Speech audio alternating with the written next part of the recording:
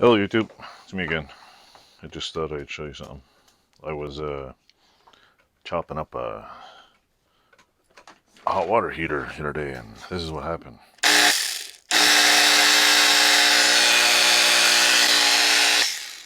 Pretty much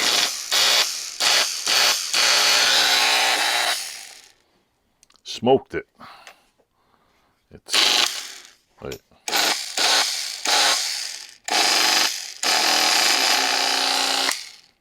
You can see that? It's fried. Fried. $69 Makita is toast. So yeah. This happened when I was using Diablo discs. The thing just wasn't cutting. It got stuck, and I was using cheap DeWalt discs and they burned through it like that. So this is what do you call it? This is one of those projects where I'm just going to take it apart and see what's inside, just for the hell of it, and scrap it. Anybody knows any way to fix this, let me know.